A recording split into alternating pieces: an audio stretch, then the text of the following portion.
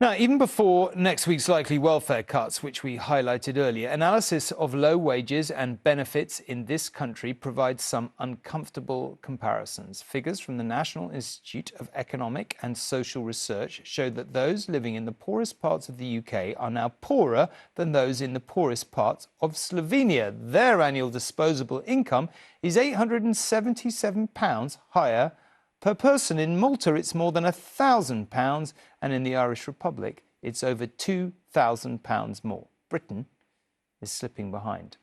Sculthorpe Community Playgroup in Doncaster. The children here have been born in the sixth largest economy in the world. Britain is a rich nation, but its wealth is not evenly shared, and life on a low income is hard. By the time you've got paid all your bills, your food, you've got nothing left, really. Gabby and Becky have been friends since primary school. Between them, they have 6 children. They are both single mothers and both rely on benefits. Benefits which sometimes don't cover the bare essentials. As a mum, you eat 1 meal instead of your 3 meals a day. Some days I don't eat. To make sure that the kids get food. Yeah. As long as your kids get fed, you're all right. That's exactly the evidence that I'm seeing. Years ago, we would never have that family going to food banks. Janice Jinks is unsurprised. Her playgroup is run by volunteers and charges just £1.50 a session. But you get the sense she'd never turn anyone away. Society should not be in this position where there's so much deprivation. And to be clear, 30 years ago, this wasn't happening. No, we never had funding and having to give electric blankets out and slow cooker at all. You never heard of food bank. The report states that a key factor driving down living standards for low-income households is the changes to the benefit system since 2010.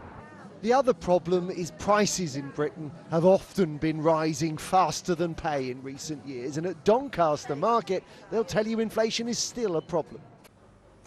In the decades running up to the global financial crisis, Britain experienced strong, sustained wage growth. But then in 2008, pay packets adjusted for inflation suddenly stopped rising. Had wage growth continued in line with the pre-2008 trend, the average worker in the UK today would be £12,000 a year better off. NISA's analysis suggests wage stagnation is mainly a UK problem and that living standards in other countries are overtaking ours. We need to lift economic growth. Number one is just with better investment in the economy. Over the last 10 years, we've seen a general slowdown in the investment in the economy, and that chimes with weaker productivity, weaker growth, weaker pay packets.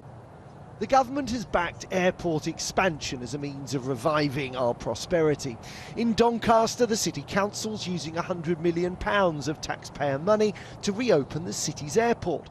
So this is check-in, Joel. The terminal building has been closed since November 2022, when some travel still required a COVID test and when the previous owner decided the airport wasn't viable.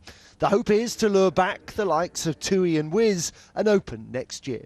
It's a calculated risk and we haven't gone in this lightly. There are some big companies associated with our technical expertise. It's in the right location, in the right place. It will work. Doncaster has experienced economic booms before. If you look closely, you can still see the evidence. The age of coal and steam is over and the digital age has begun. Doncaster, like the rest of Britain, is rebuilding and hoping to adapt and prosper. Joel Hills, News at 10.